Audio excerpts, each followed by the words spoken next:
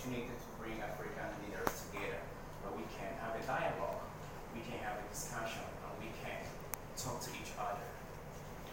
It helps, it promotes good friendship, it promotes good relationship. So thank you for this privilege and opportunity for the meeting. Thank you so much. Yeah. From this list I have here, the numbers and where our people meet.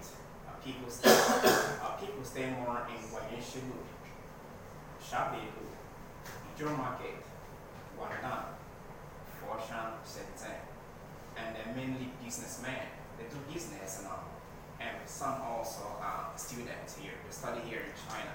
And also some here are married here. The family is here in China.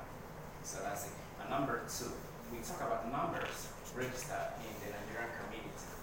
We have different state meetings.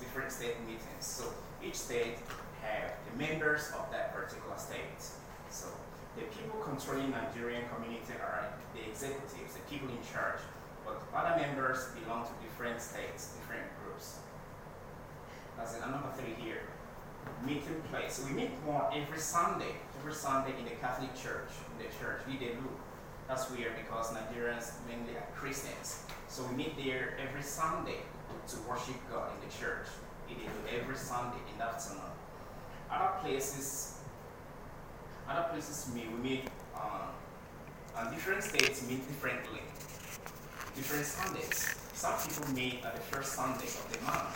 Some meet at the second Sunday or third or fourth. But they meet every Sunday each time. Information about meetings, how we meet. We meet when we have wedding, marriage, when a friend is having a wedding or marriage, we meet. And when someone is having his birthday, we also meet to celebrate with him. And also when we have a new baby, when Africans have new baby, we come together to rejoice and celebrate with the person. And also sometimes we have cultural day, Nigerian cultural day. These are the time we meet together and talk and discuss things. So about the association's request for assistance to Guangzhou police. We suggest number one, I suggest that when the police arrest people, we hope that they can allow them to make calls, please, to tell other people where they are. Sometimes some people we miss, we don't see them again, we begin to look for them sometimes for 1 week. And sometimes it's difficult for the parents because some people talk with the parents every day. And if you don't see, if the parents doesn't hear from him again, the parents is afraid and scared. When the parents call back to China to a friend, the friends, I've not seen him for 2 days. The parents, it makes them to be afraid and sometimes causes problem for the parents. So I suggest when the police arrest any person, allow him to make a call and say, oh, the police arrest me, I'm here. Okay, that's okay. You can keep the person. But many people get arrested and they are not allowed to make calls. So then sometimes one person lost his mother because the mother cannot hear about the son again. The mother got problem and died. So it's important we allow them to make a call and then leave them.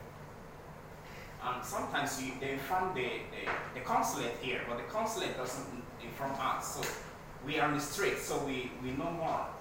Okay, so I hope you can allow people to make a call. The next one is not allowing people to live where they want to live. Sometimes when someone is looking for a house, where are you from? Say, I'm from Nigeria. Say, no, we don't give a house. It makes more people to be on the street. So if you don't give any person a house, so he has no option than to go to nightclub. He sleeps in the nightclub and he's always on the street. So I suggest we give them house, and that's where you can monitor them more. That's where you can check them more. But if they have no house, if they have no place to sleep, they're always on the street, and they cause more crime when they're on the street. They cause more troubles when you're on the street. So we suggest that I hope that Chinese police or Chinese government will give them house if they look for a house. And if this makes some ladies, some Chinese people to make business with this, they know that the Nigerians cannot get the house, right? So they use their ID card to get the house for the Nigerian, and the Nigerian pays them, then the lady or the man pays the landlord. So sometimes it causes problem. So some are doing business.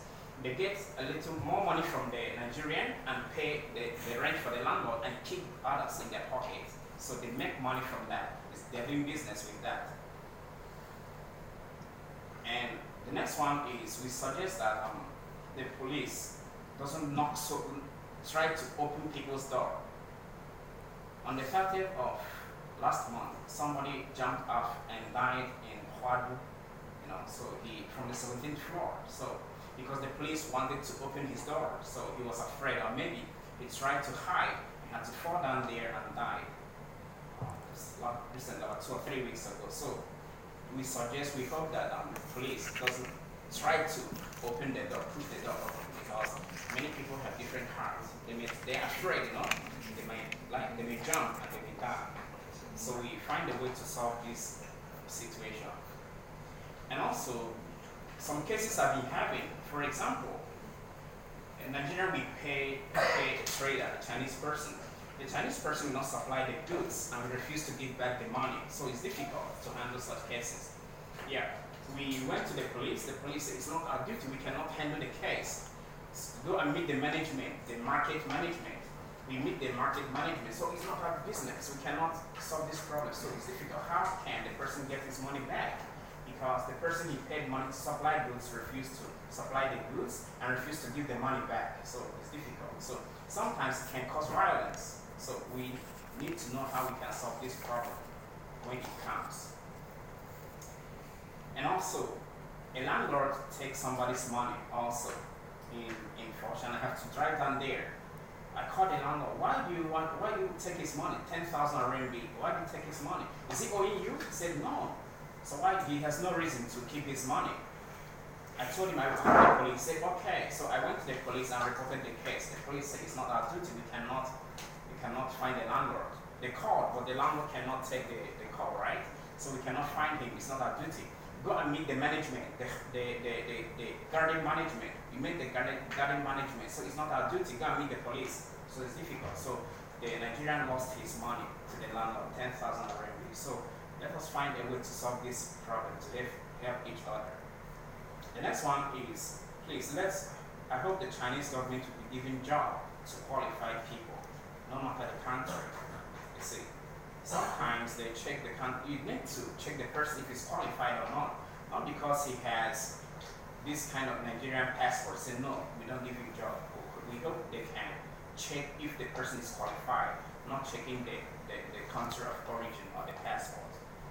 Especially some people who marry Chinese wife here and they can work, but they're refusing to give them a job. I get the problem. I get the issues.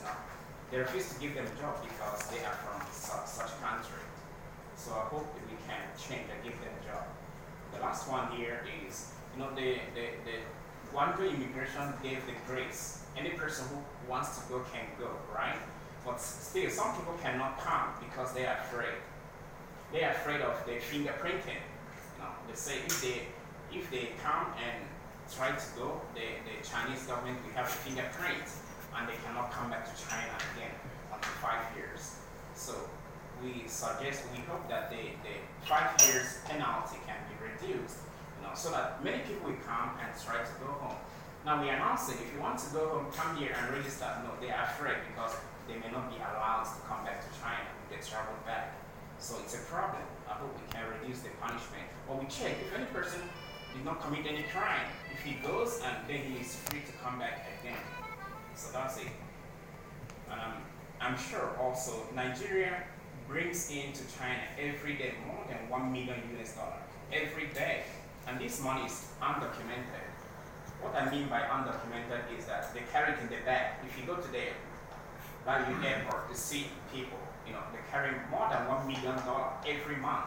And if you go to Guayaquil and Ijo, you see people, we have offices there. Some Nigerians have offices there. So they get the money and share to the people. So the money doesn't go through the bank. So what I'm saying is that we give more Nigerians visa and opportunity to come to China and make some business and trade. Thank you so much.